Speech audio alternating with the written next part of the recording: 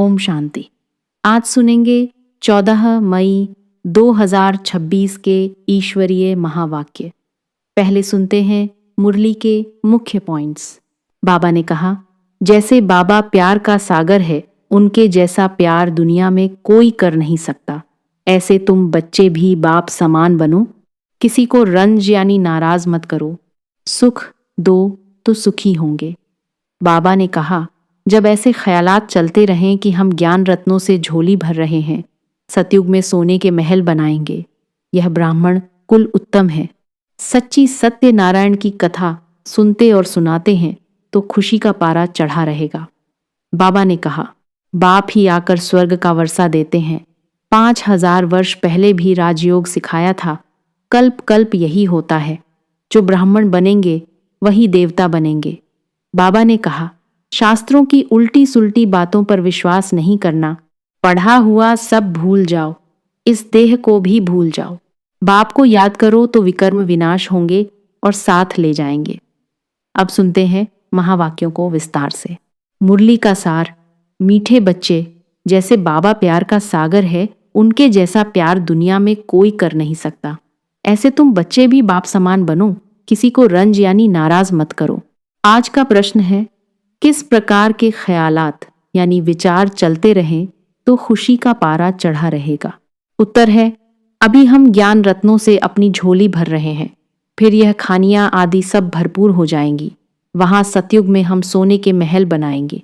दूसरा, हमारा यह ब्राह्मण कुल उत्तम कुल है। हम सच्ची सच्ची सत्यनारायण की कथा, अमर कथा सुनते और सुनाते हैं। ऐसे ऐसे ख्यालात चलते रहें तो खुशी का पारा चढ़ा रहेगा। ओम शांति। बच्चे बाप की याद में बैठे हैं। यह श्रीमत अर्थात श्रेष्ठ ते श्रेष्ठ मत मिलती है। याद की यात्रा बहुत मीठी है। बच्चे नंबरवार पुरुषार्थ अनुसार जानते हैं कि जितना बाप को याद करेंगे उतना बाबा स्वीट लगेगा। सैक्रीन है ना, एक बाप ही प्यार करते हैं, बाकी तो सब मार देते हैं। दुनिया सारी एक दो को ठुकराती है।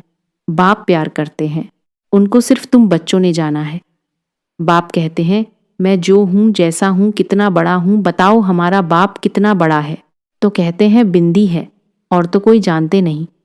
बच्चे भी घड़ी घड़ी भूल जाते हैं। कहते हैं भक्ति मार्ग में तो बड़े बड़े चित्रों की पूजा करते थे, अब बिंदी को कैसे याद करें? बिंदी बिंदी को ही याद करेगी ना। आत्मा जानती है हम बिंदी हैं। हमारा बाप भी ऐसे है।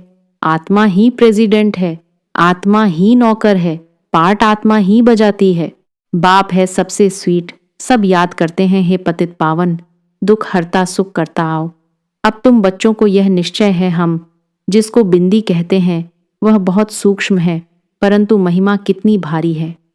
भल महिमा गाते भी हैं, ज्ञान का सागर, शांति का सागर है, परंतु समझते नहीं कि वह कैसे आकर सुख देते हैं। मीठे मीठे चिल्ड्रेन हर एक समझ सकते हैं कौन कौन कितना श्रीमत पर चलते हैं। श्रीमत मिलती है सर्विस करने की। बहुत मनुष्य बीमार रोगी हैं, बहुत हैं जो हेल्दी भी हैं। भारतवासी जानते हैं सतयुग में आयु बहुत बड़ी, एवरेज 125 से 150 वर्ष की थी। हर एक अपनी फुल आयु पूरी करते हैं। यह तो बिल्कुल ही छी छी दुनिया है जो बाकी थोड़ा समय ही है। मनुष्य बड़ी बड़ी धर्मशालाएं आदि अभी तक बनाते रहते हैं, जानते नहीं हैं यह बाकी कितना समय होगी। मंदिर आदि बनाते हैं, लाखों रुपया खर्च करते हैं, उनकी आयु बाकी कितना समय होगी। तुम जानते हो यह तो टूटे कि टूटे। तुमको बाबा मकान आदि बनाने के लिए कभी मना नहीं करते हैं। तुम अपने ही घर में एक कमरे में हॉस्पिटल कम यूनिवर्सिटी बनाओ, बिगर कोई खर्चा। हेल्थ वेल्थ हैप्पीनेस 21 जन्मों के लिए लेना है। इस नॉलेज से यह भी समझाया है, तुमको सुख बहुत मिलता है। जब तमो प्रधान बने तब जास्ती दुख होता है। जितना जितना तमो प्रधान बनते जाएंगे उतना दुनिया में दुख अशांति बढ़ती जाएगी। मनुष्य बहुत दुखी होंगे, फिर जय जयकार हो जाएगी। तुम बच्चों ने जो विनाश दिव्य दृष्टि से देखा है, सो फिर प्रैक्टिकल में देखना है। स्थापना का साक्षात्कार भी बहुतों ने किया है। छोटी बच्चियां बहुत साक्षात्कार करती थी। ज्ञान कुछ भी नहीं था। पुरानी दुनिया का विनाश भी जरूर होना है। तुम बच्चे जानते हो बाप ही आकर स्वर्ग का वर्षा देते हैं। परंतु बच्चों को फिर पुरुषार्थ करना है ऊंच पद पाने का। तुम बच्चों को बाप बैठ यह सब बातें समझाते हैं। वह थोड़े ही जानते हैं कि बाकी थोड़ा समय है। बाप कहते हैं, मैं हूं दाता, मैं तुमको देने आया हूं। मनुष्य कहते हैं, पतित पावन आओ, आकर हमको पावन बनाओ। बाप कहते हैं, पहले तुम कितने समझदार थे, सतो प्रधान थे, अभी तो तमो प्रधान बन पड़े हो। तुम्हारी बुद्धि में भी अब आया है, आगे थोड़े ही समझते थे कि हम विश्व पर राज्य करते थे। तुम विश्व के मालिक थे, फिर जरूर बनेंगे। हिस्ट्री ज्योग्राफी रिपीट होगी। बाप ने समझाया है, 5000 वर्ष पहले मैं आया था, तुमको स्वर्ग का मालिक बनाया था, फिर तुम 84 जन्मों की सीढ़ी उतरते हो। यह विस्तार कोई भी शास्त्र में नहीं है। शिव बाबा ने कोई शास्त्र आदि पढ़ा है क्या? उनको तो ज्ञान की अथॉरिटी कहा जाता है। वो लोग भी शास्त्र आदि पढ़कर शास्त्रों की अथॉरिटी बनते हैं। वह भी तो गाते हैं, पतित पावन आओ, गंगा स्नान करने जाते हैं। वास्तव में यह भक्ति है ही गृहस्थियों के लिए। बाप बैठ समझाते हैं, उनको भी पता नहीं कि सद्गति दाता कौन है। बाप समझाते हैं, तुम मुझे बुलाते भी हो, हे पतित पावन आओ, मैं तुमको पावन बनाता हूं। मैं तुमको पढ़ाने के लिए आता हूं, ऐसे नहीं कि हम पर कृपा करो। मैं तो टीचर हूं, तुम कृपा आदि क्यों मांगते हो? आशीर्वाद तो अनेक जन्म लेते आए हो, अब आकर माँ बाप की मिल्कियत का मालिक बनो। और आशीर्वाद क्या करेंगे? बच्चा पैदा हुआ और बाप की मिल्कियत का मालिक बना। लौकिक बाप को कहते हैं कि कृपा करो। यहां तो कृपा की बात नहीं है, सिर्फ बाप को याद करना है। यह भी किसको पता नहीं है कि बाबा बिंदु है। अभी तुमको बाप ने बताया है। सभी कहते भी हैं परमपिता परमात्मा, गॉड फादर, सुप्रीम सोल। तो परम आत्मा ठहरे ना, वह है सुप्रीम, बाकी सब आत्माएं हैं ना। सुप्रीम बाप आकर आप समान बनाते हैं और कुछ नहीं है। कोई की बुद्धि में होगा क्या कि बेहद का बाप जो स्वर्ग का रचयिता है, वह आकर स्वर्ग का मालिक बनाते हैं। तुम अभी जानते हो, श्री कृष्ण के हाथ में स्वर्ग का गोला है। गर्भ से बच्चा बाहर निकलता है, तब से आयु शुरू होती है। श्री कृष्ण तो पूरे 84 जन्म लेते हैं। गर्भ से बाहर आया, उस दिन से 84 जन्म गिनेंगे। लक्ष्मी नारायण को तो बड़ा होने में 30-35 वर्ष लगे ना, तो वह 30-35 वर्ष 5000 से कम करना पड़े। शिव बाबा का तो गिनती नहीं कर सकते। शिव बाबा कब आए? टाइम दे नहीं सकते। शुरू से साक्षात्कार होते थे। मुसलमान लोग भी बगीचा आदि देखते थे। यह नौधा भक्ति तो कोई ने नहीं की। घर बैठे आपे ही ध्यान में जाते रहते थे। वह तो कितनी नौधा भक्ति करते हैं। अभी बाप बैठ सम्मुख समझाते हैं। बाबा दूरदेश से आया है, ये बच्चे जानते हैं। इसमें प्रवेश कर हमको पढ़ाते हैं, लेकिन फिर बाहर जाने से नशा कम हो जाता है। याद रहे तो खुशी का पारा भी चढ़ा रहे और कर्मातीत अवस्था हो जाए, परंतु उसमें टाइम चाहिए। अब देखो, श्री कृष्ण की आत्मा को अंतिम जन्म में फुल ज्ञान है, फिर गर्भ से बाहर निकलेंगे, पाई का भी ज्ञान नहीं होगा। बाप आकर समझाते हैं, श्री कृष्ण ने कोई मुरली बजाई नहीं, वह तो ज्ञान जानते ही नहीं। लक्ष्मी नारायण ही नहीं जानते तो फिर ऋषि, मुन्नी, सन्यासी आदि कैसे जानेंगे? विश्व के मालिक लक्ष्मी नारायण ने ही नहीं जाना तो फिर ये सन्यासी लोग कैसे जानेंगे? कहते हैं श्री कृष्ण सागर में पीपल के पत्ते पर आया, यह किया। यह सब कहानियां हैं जो बैठ लिखी हैं। कहते हैं नदी में पैर डाला तो वह नीचे चली गई। विचार करो, मनुष्य क्या क्या बातें बना सकते हैं। अब बाप समझाते हैं, कोई भी उल्टी सुल्टी बातों पर कभी विश्वास नहीं करना। शास्त्र आदि कितने मनुष्य पढ़ते हैं। बाप कहते हैं, पढ़ा हुआ सब भूल जाओ, इस देह को भी भूल जाओ। आत्मा ही एक शरीर छोड़ दूसरा लेकर पाट बजाती है, भिन्न भिन्न नाम, रूप, देश चोला पहनकर। अब बाप कहते हैं, ये छी वस्त्र हैं। आत्मा और शरीर दोनों पतित हैं। आत्मा को ही श्याम और सुंदर कहा जाता है। आत्मा पवित्र थी तो सुंदर थी, फिर काम चिता पर बैठने से काले बने हैं। अब फिर बाप ज्ञान चिता पर बिठाते हैं। पतित पावन बाप कहते हैं, मुझे याद करो तो ये खाद ही निकल जाएगी। आत्मा में ही खाद पड़ती है। कलयुग अंत में तुम गरीब हो, वहां सतयुग में फिर तुम सोने के महल बनाएंगे।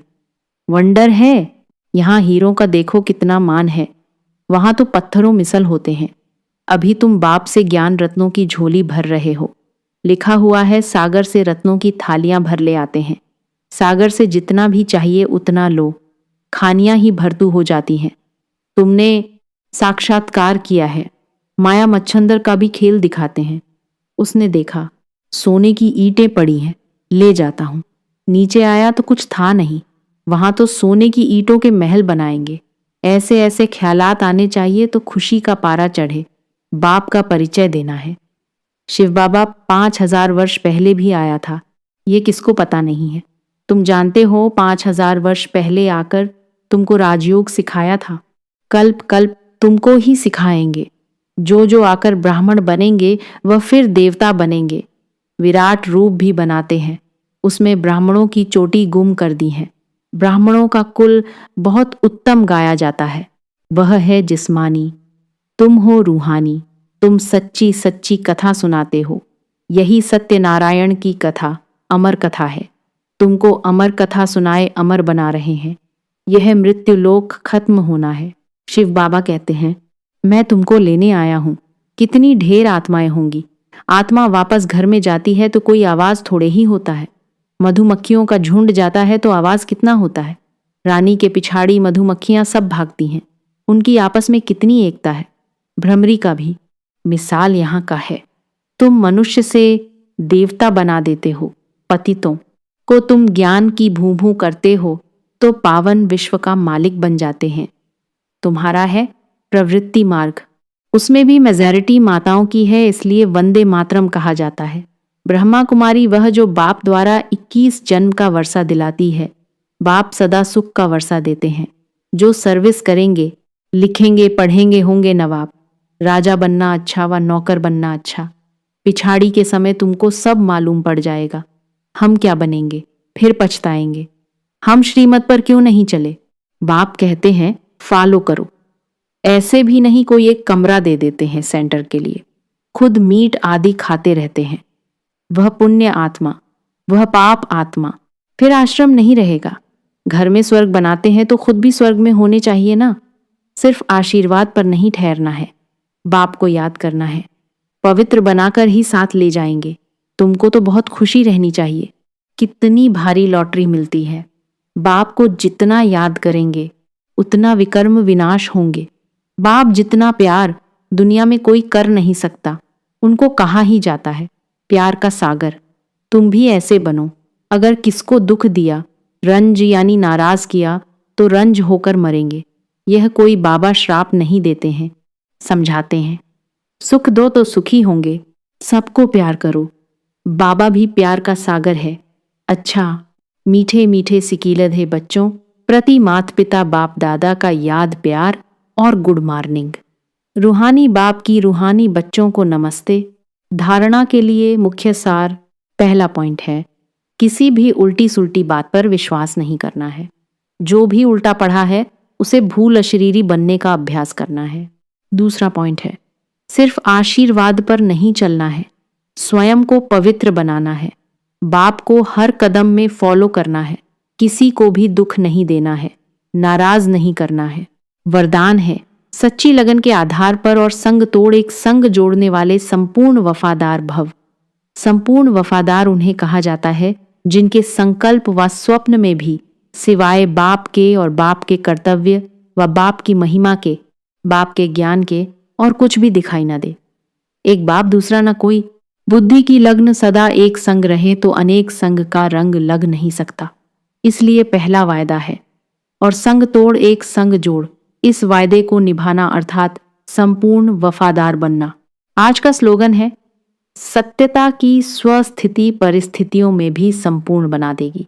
आज के अव्यक्त इशारे, सदा अचल अडोल एकरस स्थिति का अनुभव करो। हम ऊंचते ऊंच बाप के बच्चे हैं। यह याद रहने से एकरस अवस्था रहेगी। जब एक से संबंध रहता है तब अवस्था भी एकरस रहती है। अगर और कहाँ संबंध की रग जाती है तो एकरस अवस्था नहीं रहेगी। तो एकरस अवस्था बनाने के लिए सिवाय एक के और कुछ भी देखते हुए न देखो। ओम शांति।